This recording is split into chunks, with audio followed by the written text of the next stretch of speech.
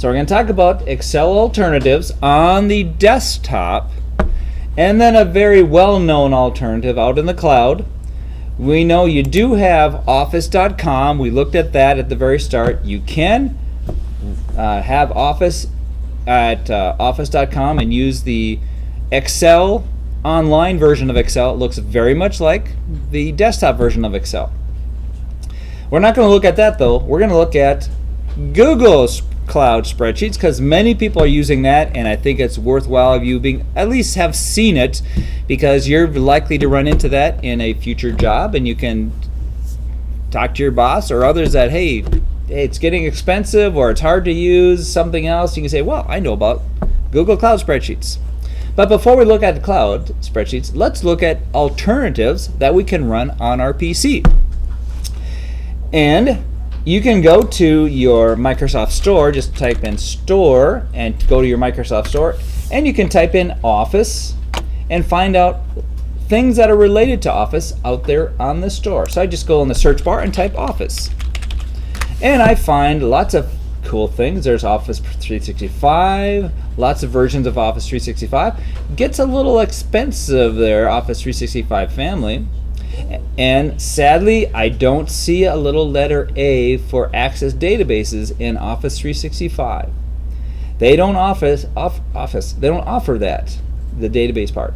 I do come across this Office spreadsheet in the free Office suite. I come here, see other free Office things, and finally, way down, further down, I find one of my favorites. I think it's in this list.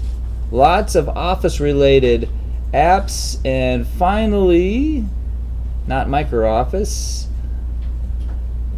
I guess I have to search quite a ways down, and finally, it's here somewhere. I'm looking, maybe I have to put in its exact name. I was hoping it would show up in Office. Why would I get Oregon showing up when I search for Office? I guess I have to give the specific name because I know it's there. You'd think it would show up, but if I just typed Office, ooh, there's a Google Office.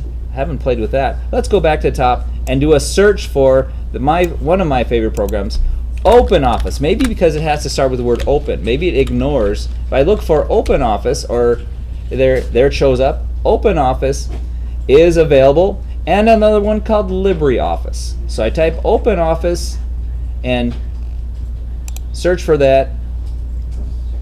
It finds Apache OpenOffice, and a wonderful price for that is free. Hover over that, I can install it. You can't install it on yours, I don't think, because you're not an administrator. So don't worry about installing it. I'm just showing that it's available, but on your own PC you could. And there's LibreOffice for a measly price of $4.59.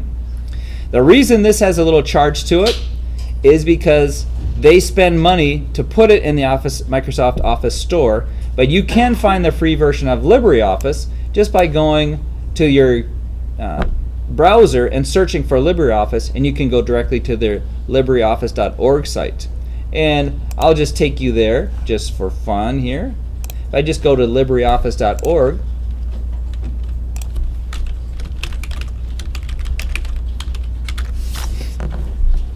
you can download LibreOffice for free without the $4.59 price. Now I have both LibreOffice and OpenOffice running right now. You don't have to worry about doing any downloads, just to know that's how I could find it.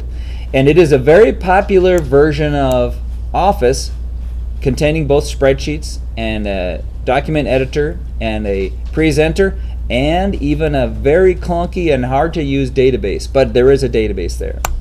Let's show you what it looks like. I have OpenOffice running in one of these windows. I thought I had it running. Maybe I closed it. Looks like I closed it. Well, I will start off LibreOffice first. I installed it on my PC, so you won't be able to do this. I searched for LibreOffice and I started it, and it remembers a worksheet that I had just used. And I don't need to do any checkup on things. LibreOffice Calc is the spreadsheet version of Excel, available for a wonderful price of $0. So I'll put that there, and then I will start up OpenOffice. I have installed both of them just to compare. OpenOffice, it is called OpenOffice Calc. So a very similar name.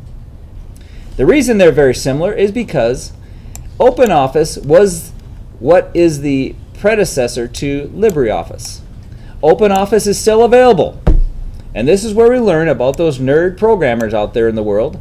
They often will start wonderful programs and it becomes very popular, and then someone comes along and wants to commercialize it.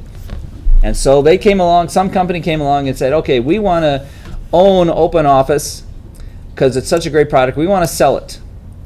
Well, these people are so dedicated to making software free that they will quit the company after they've developed a great product. Say, no, I'm out of here. You're commercializing it. We want it free. They would leave and start a new project called LibreOffice. And because they wrote all the code for this, they took the code with them and started LibreOffice and continued to develop LibreOffice. The company that bought OpenOffice said, okay, we're changing our mind. We're going to make it free again. And they kept it going. And so now we have two versions of almost the same program. OpenOffice, fully for free, not continued development, but free, so available in the Microsoft Store. But the latest and greatest, you can tell it's looking a little better on the eyes here in the ribbon, but it's essentially OpenOffice with continued development. So if you find bugs in OpenOffice, so too bad, go to LibreOffice to get the latest. So that's a little bit of history of the nerds and writing programs. Free software, though, there's many wonderful, very smart people that want to make code available to everyone in the world for free, possibly because their coding jobs make them so much money they can afford to go off and retire and write more programs because they're just so crazy. They just love writing programs, even if it's free. It's their hobby. Love those kind of people. They've made some wonderful things in the world, and LibreOffice is available on both Windows and Mac and about every other operating system for those nerdy Linux people. Just for fun, have any of you heard of Linux operating system? Yeah, it's not as well known. It is a wonderful operating system. It's free, but very powerful. Many actually industrial strength computers running servers and running the internet are running Linux. Your smartphone, if it's an Android, it is running Linux operating system. Okay, so just a little bit of a peek at alternatives on your desktop. Now, let's take a look at that assignment that I have created for you. Underneath assignments, you will find a cloud spreadsheet assignment. I'll take you there just because I have some instructions there, and I think I'm still viewing as student. Let's see, I'm going to view as student. Take you over there under assignments. You should see under assignments cloud spreadsheets, and I'll view that as student. And here's what we have. I'll bring it up here. We have this little project, and the documentation for what we're going to be doing is in that little link right there. Now, all you're going to be doing to turn this in is you'll be in your comment when you turn in your assignment, you'll just be putting the link to it right there in your comments. But let's see what the instructions say.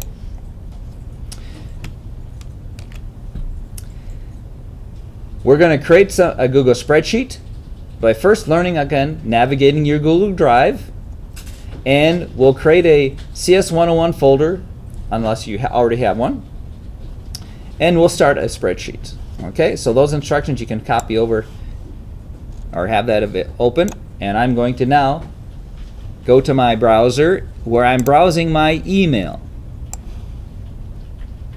because that's just an easy place to go. You could go, if you know you want, if you're already logged in, you could just come over here and type drive.google.com and it will take you to your drive. Or if you don't remember that, you can go to this little grid right here when you're looking at your mail, and you can go to drive. Notice I could also start a worksheet right away from here, but then it puts the worksheet in an unorganized at the top of my drive. I want to organize my drive first, so I'm going to click on my drive and then make sure I have a folder called cs101. Searching for it. I love the search capability. There's my cs101 folder, and there's my 2025 fall. And I'm going to create a folder down inside of there by doing new folder, and I'm going to call this section 2. And now I'm going to go down inside of that, double clicking, and here is where I'm going to create my spreadsheet by doing new Google Sheet. If I click on the little arrowy guide to the right, it does show that there are templates available, but we're not going to explore them today. But there are pre-built templates for you to explore. I'm just going to start from a scratch blank worksheet to practice worksheets in the cloud. Raise your hand. Have you done Google Sheets already? Seen a Google Sheets already? Okay, more familiarity. If you're not familiar, don't worry. We're going to start, assuming you haven't seen it before. Those of you that are familiar, well, just enjoy the easy ride through spreadsheets and just learning the basics of it. What I like to do at the very start is give it a name. Otherwise, I'll forget and I'll have this untitled worksheet. I don't know what it's about. So I will right away click on the name of the file and type in the name. I'm going to call it cs101 Google Sheet by J Smart. Put your name in there if you like. It'll appear in the name of the file.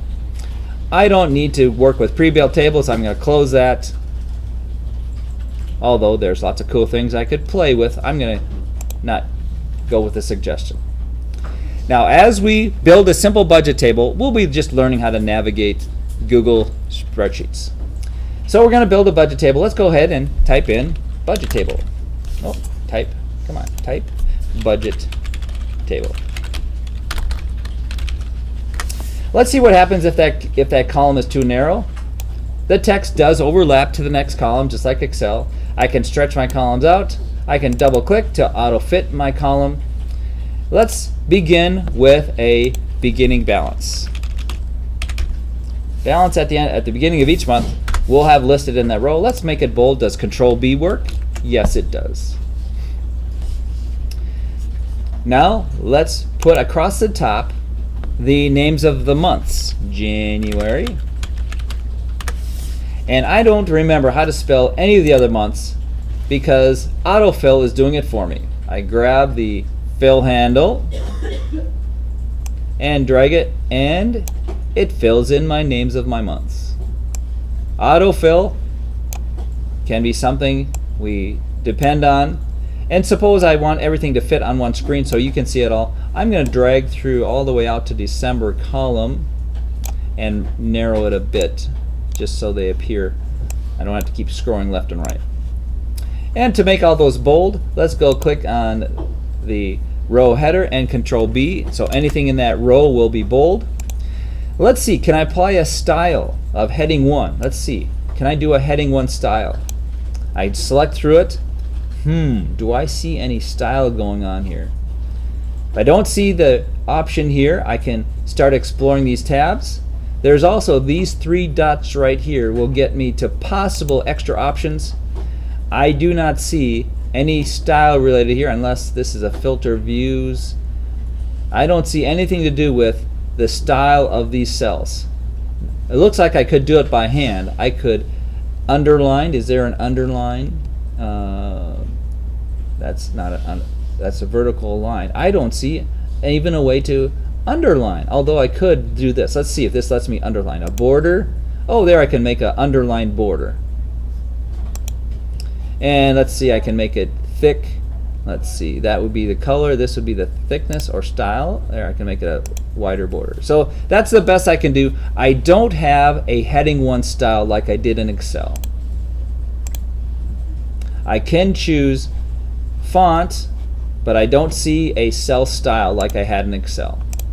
And I can turn off the extra menu by clicking again on the 3 dots. So I can manually give it a heading 1 type style, but I can't just go, oh, make it heading style. Okay, now our balance. Let's start with our balance of $5,000. We're starting out poor. And now let's leave a little space with an extra row. And let's have our income category. And let's just plan on anything in that first column is going to be bold. So I'm going to click on the A and Control B. Anything I type in the first column will be bold. Now our income, our first part of our income will be job number 1. I would like that to be indented like we did in Excel. Let's see, can we indent cells? Let's see. Let's choose a cell. Is there any indent? I don't see indent. How about under format? Format. There's a wrapping alignment. Left or right.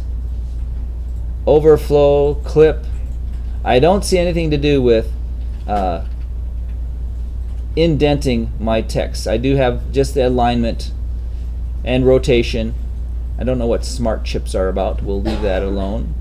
I can adjust my font. Nothing to do with indenting. I guess my only thing I can do to indent is add a space in front of the J. Not as nice as Excel. Let's do now job 2, space, job number 2. And let's do a little practice, see how if formulas work. Let's do a gift from mom. We'll be using an if formula for that when we get to the number. Now, of course, we'd like to total our income, so let's put total income. Now, let's put in some numbers here to get our income section. Oh, and I forgot to indent gift. Let's put a space in front of the G. Job number 1, we make $1,500. Job number 2, we're mowing lawns once a week, $400. And mom is going to send us a gift when we only have $1,000 left. So how about we right click on that cell and let's put a comment on that cell. Right click, comment.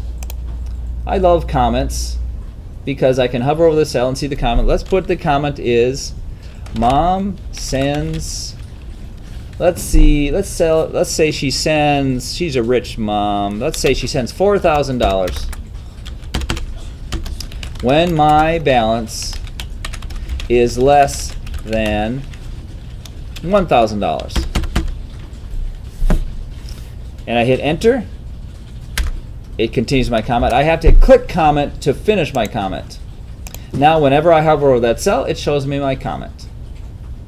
Now based on that information, mom sends me $4,000 when my balance is less than $1,000. We need to put in a if formula. So I can just start typing equal if and left parenthesis, and look here. Google Sheets has the same type of if formula.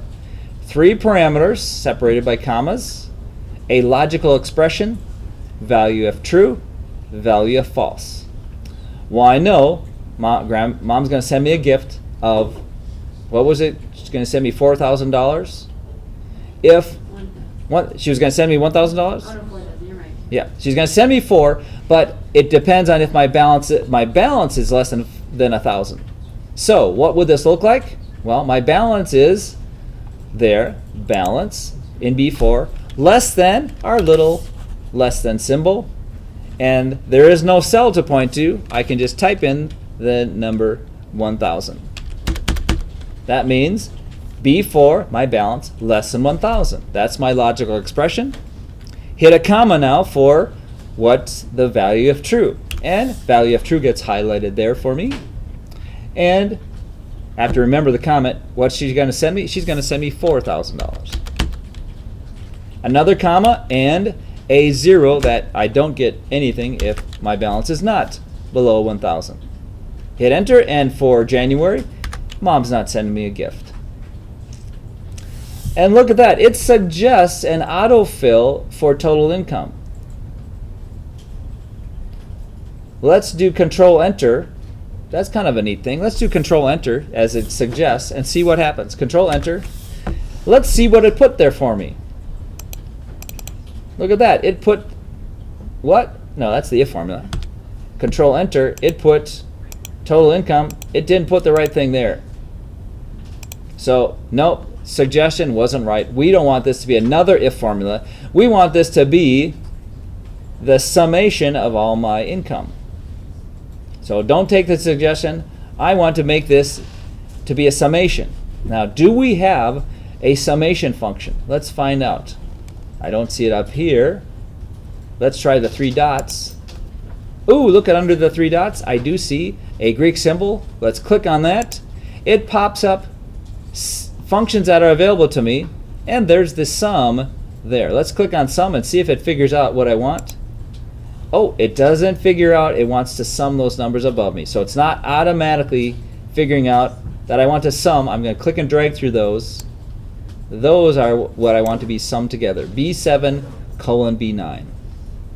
So it's not quite as smart or suggesting what to sum, but it did try to suggest what the function should be and gave me the wrong suggestion. Didn't want another if formula. I just wanted the summation of all my income. I could just as well have typed equal sum left parenthesis B7 colon B9. I did not have to use that, but that gives me an idea of all the functions available to me. And just for fun, if I hover over all and then go over here, look at all the functions alphabetized. There's got to be good 200 different functions there. Now, I did do a little research looking for what is the difference between Excel and Google Docs, and what I found out was, if I go to the instructions that you find there, I describe those in the instructions for this assignment. I'll pop this up here. The instructions, my little research did that in Excel it can handle much larger tables. So if you're using Excel, you can work with huge worksheets, and there's also a little programming language called macros hidden in Excel. Again, something way more advanced than you would care about at this point, but Excel can handle macros and more complex macros and more complex formulas. So if you're into heavy duty, high complexity statistics, large tables, and some programming macros capability, use Excel. Otherwise, for simple spreadsheets, Google spreadsheets are plenty good. Okay, so we're finishing our budget, and then we'll come back to here to look at the import capabilities of Google spreadsheets. Okay, let's finish up our budget table, learning how Google spreadsheets work as well as practicing budget concepts. Okay, now we have to keep track of our expenses. It remembers that column is bold. Anything I tap in there will be bold. Expenses, plural. And I'm going to space in housing. It's going to be either our rent or our mortgage. And let's put that at $1,200. A decent apartment. I'm going to hit space and then automotive expenses. We're spending about $300 a month on our car and gas. And of course, we got to eat. So let's do food. $500 a month on food. And how about, we'll do the rest under miscellaneous. We'll estimate 200. One more we're going to give to the church. So many people don't plan for this, don't budget for this. And we're going to, in the church formula, we're going to keep track of our tithing in a separate location. Let's plan to tithe 11%. Be more spiritual than everyone else. 11%. Now, what would our church tithing be? A little practice in this formula. It's going to involve absolute referencing just for practice. Let's just get the formula and then we'll figure out where the absolute reference stickies should go. I type equal. What is the calculation for tithing? It should be not my balance, but my income, B10, times, when I scroll it displays the formula funny, times Well, that tithing percent, that's down there in B22. But what should not change when I'm ready to copy this formula? The B22. So let's see if F4 works. Look at that, F4 works. It puts the stickies in various places. Hitting it once is plenty fine. Absolute reference to both that row and column. In case I decide to copy the formula down or across, it will never move the reference to tithing. I hit enter, and now before we fill handle everything across, let's put in our total expenses. This time I'm going to just start typing equal sum. Oh, look at that. Before I even type the word sum, it gives a suggestion what to add together. It even suggests, hey, you might want to add stuff together. So rather than even finding the Greek symbol, just hitting equal, it guesses you might want to sum those things together. And this time it guessed the right thing, so I'm just going to hit enter, and I'll get the summation for the month. All I typed was equal, and it suggested the proper function and the proper range of numbers. Now comes the marriage saving formula. Goes on your transcript. If you pass this, everyone else can see. They can call up a miss and say, did that person where I'm interested in a relationship, did they pass the marriage saving formula? And I hope to be able to say, yes, they did, with flying colors. The formula is, no, not the average of those numbers. It's equal to our beginning balance, up there in B4, plus our income, minus our expenses for the month. And enter. Beginning balance plus income minus expenses is our ending balance for the month. Went from $5,000 down to $4,491. So we're spending a little bit more than we're earning. And one more thing to fill in. February, we're not fill handling January's. February's beginning balance is the same as January's ending balance, so I type in here equal B20, or click, point and click, B20. Now our formulas, I'll zoom out just a bit so I can see everything. Now the balance, I can fill handle across all the way to December. It's going to be 0 because I haven't fill handled the income parts yet, all the way out to December. And the expenses fill handle and ending balance all the way out to December. And are we getting a gift from mom? Yes, mom sends a gift when we drop low in our balance in September, bumps it back up, so we're not going to need more help for another few months. And there is a budget. We learned a few of the things on how spreadsheets work in Google Docs. Now that's all we need to do for this part of the practice. We've done a basic budget table, and we see it seems to work a lot like Excel in many ways. The formatting though, let's get the numbers formatted like we did in Excel. Let's put these numbers across the top. What do we have for number format? Well, I see a dollar and a percent. I don't see comma format. Let's put those in what they call formatted as currency format, very much like accounting format in Excel. Let's put the rest of these in comma format. Actually, look at that, ending balance already has accounting format. Let's put these in comma format. Well, what's comma format? I don't see a comma. What do I do? Well, go to the 1, 2, 3, more formats, and there's the comma format. It's under there called number. So comma format is one extra step. Now they're nicely lined up, 2 decimals and everything. I suppose ending balance went into accounting format because its formula included the beginning balance. So it's interesting that this took on accounting format just without me telling it. Pretty cool, huh? And now we have spreadsheets. Little experience now with Google Spreadsheets. Let's go ahead and rename this sheet while I'm here. Let's call it budget practice. Now, something I didn't show yet that is included in that little discussion of this is we can see the compatibility with Excel by importing our previous spreadsheets that we did in Excel. Let's try that. Come back to our Google spreadsheet and let's go to File, Import, and I'm going to go to the Upload section, and now I'm going to browse over to my Excel projects that I did. Let me go find them.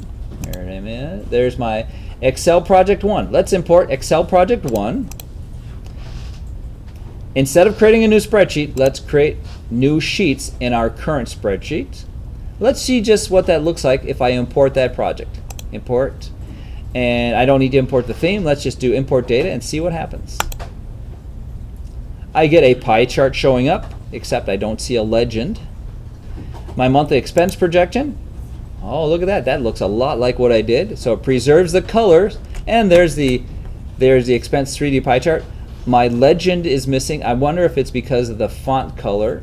Let's see if can I choose my font color in that one? Let's see. Font color, text color, dark. No. I don't know what happened to my legend. Maybe it lost it. So some problems with graphics, but the numbers and the formatting did import. It was a heading 1. It looks like it just turned into a cell with a bottom border of color red. There is no cell style, but decent. Yes? I double-clicked on the pie chart, and then it came up with a chart editor on the side, and the legend is up there. Okay, yeah, good. Yep. So it does let you edit, and you can add the legend, I guess. Oh, I guess came in with legend none. Now I can say, hey, give me a legend. There, now it gives you the legend. So I don't know why it took away the legend, but yeah, good job. You can go edit it and then say, oh, here's how you would edit your characteristics of your chart. Decide where to put legends and things. So it does have decent, but it's not nearly as 3D-ish, not as fancy. Let's go import the other ones.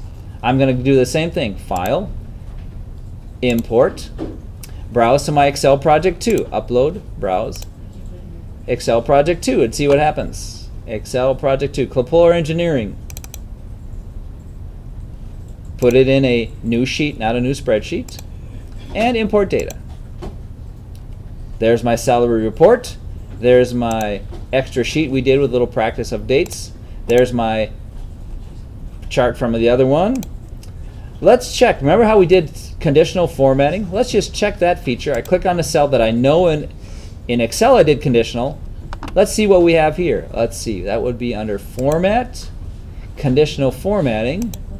Oh, look at that. It did bring in the conditional formatting that I had done in Excel.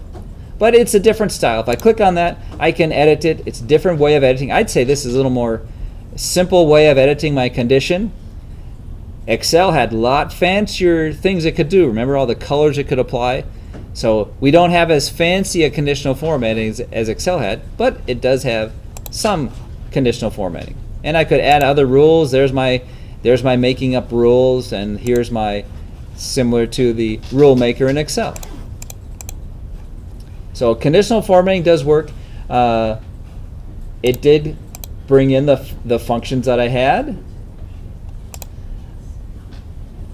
Okay, so that looked okay. Let's bring in one more. Let's go to another. Let's import that third one.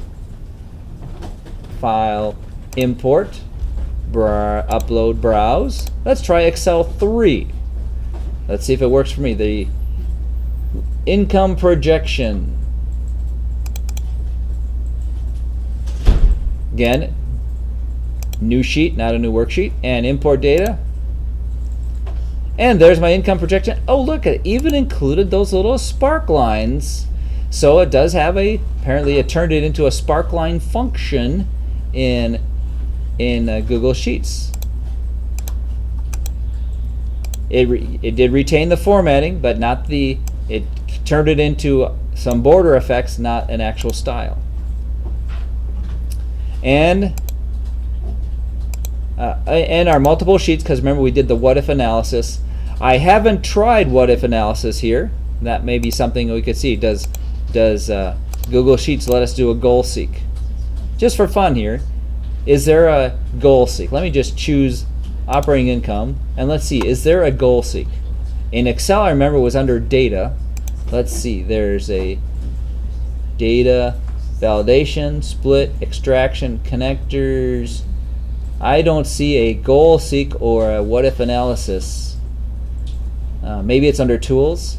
No, I don't see any sort of a goal seek. Maybe it's hiding in there somewhere, but I don't see a goal seek. So it looks like the what if analysis that we did doesn't transfer to, or it doesn't have that feature helping to calculate your cells. But it got me quite a ways. All right. So we imported those three things. Let's see what else we want to do. So we've checked compatibility with Excel and Google. We've done a basic budget table. Now we want to do one more thing just to practice some things that we did in Excel. We want to see if we can look at some data and graph it like we did with the river data. But let's see where we can get the data. I've given you a link here to some unemployment data. Click on that link. Rather than looking at river data, we have unemployment data going all the way back to 1948,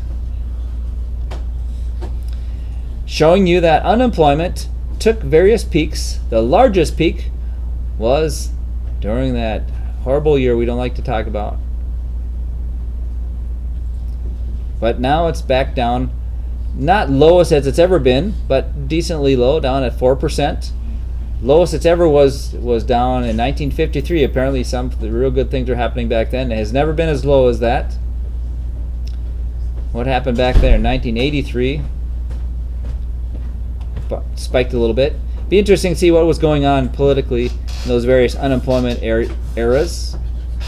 That was, let's see, 2001. It didn't, with 9/11, it didn't go up a ton, but we know our economy was affected by that. Anyway, we have these numbers. We'd like to bring them into Excel. I don't see a way to copy paste. I only see the download button. All right, so we're going to have to go through a slightly different process to graph this data. So let's download it, and I'm going to choose download it as CSV. It's called character separated values. Very common way to share data between different programs, kind of like text for sharing documents, written text. CSV is the most common way to share numbers, especially if they're formatted in tables. So I'm going to download the CSV data, and it automatically will go to my downloads folder. Now I want to go back to my spreadsheet and figure out how can I bring that data into my spreadsheet. So let's go back to my Google Sheets, and let's start a new sheet by clicking the little plus, and let's drag that all the way to the left, and we're going to call it unemployment or import practice. How about we call that import practice?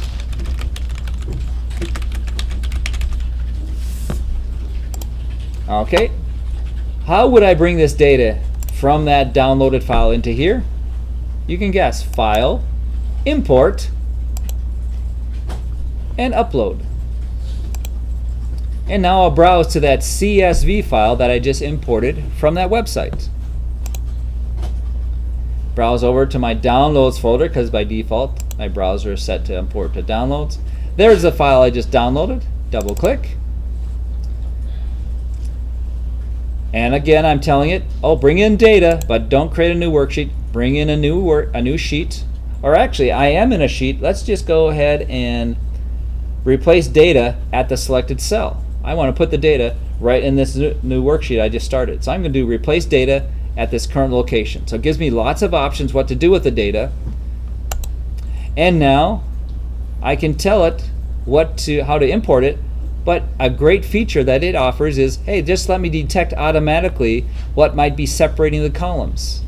I could tell it I know what it is, or I could just say give it a try and see if you can separate the data. And I'm going to do that. I'm going to do import. And look at that, it automatically split the data into columns for me.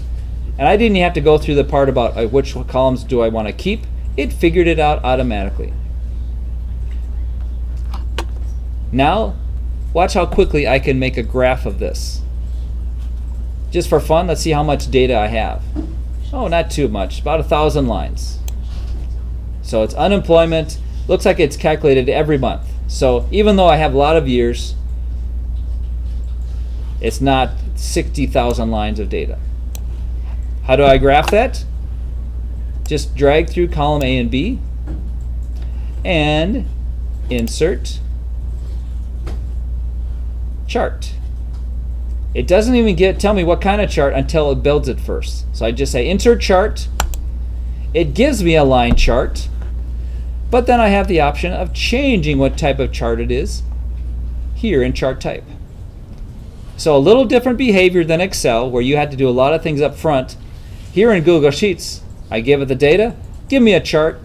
It gives me its best guess at a chart, and then I can say, wait a minute, I like this type of line chart, or I like these other kinds of charts. Look at all the types. It'll let you change a chart type or adjust the style of your line chart. You can pick whatever style you like. And customize colors and axes, and even stretch it out to fit my page. And I can move it around. Can I move it to another sheet? It looks like to move it to another sheet, is there a right click? I can, oh, it doesn't have the right click move, but I can cut and paste to another worksheet. We'll save this as it is. Oh, look, there is no save function. It is always being saved as I work on it. That's another advantage of the cloud. As I work on files, they are automatically being saved. I don't have to remember save it. But also, whenever I'm working in the cloud, I have to be depending on there being good internet connection. Now, one last thing. We want to share this. I'm going to do right now it's private only to me. If I click on that, does it let me change that? Oh, if I click share, I can copy the link. But to make it shareable to anyone without being logged in, I can go to File, Share here, and here's where I can change the sharing access permission to be anyone with a link. You can also click on the share button next to the down arrow. Oh, let's try that. So here, just click on that share. Yeah, and that takes me there. Very good. So it looks like this arrow just says, oh, here's how it's currently set up. There's the link. If you want to adjust your sharing parameters, click on that button. Change it to anyone with the link, so they don't have to be they don't have to be logged in. And you can determine whether the person seeing it can edit it, comment it, or just view it. By default, they can only view it. We'll be doing a little bit more with this on Monday, but now you're familiar with working in the cloud, working with Google Spreadsheets, which I'd say is super popular. Office.com, it's like, okay, Excel in the cloud. You already know that, and you can share that. So advantages in the cloud, shareable, Google Docs in the cloud. I'd say perhaps a little more user-friendly in many ways, but not as capable as Excel. Have a great weekend. See you at the hoedown. Is updating our Google Sheets something you want us to do when we get back, or do you just We'll be working on that. do you just want us to do the Access projects, or do you want us to update the Google Sheets too? Because we'll be gone Monday. Oh, you're gone Monday. We're gone all week. We're not going to do a whole lot with Google Sheets, but I'll record it anyway in case we do something. Okay, do you want us to go back and look at that video? Yeah, Okay. but there won't be a ton to do though. And I'm not sure about what's happening Wednesday yet. You can put the link in. We'll be doing more work on it on Monday. But if you put it in the comment, it's submitted, essentially. I was wondering if you saw my email about the midterm. I thought I went to that. Send me another one if I didn't get to it. Okay. I thought I updated it, but I might have. I worked on one and then might not have gotten to yours. Okay, sounds good. I'll send you another email. Thank you. Yep. Alumni kids visiting in Thank you, Emmaus. Mr. Manning. You're welcome.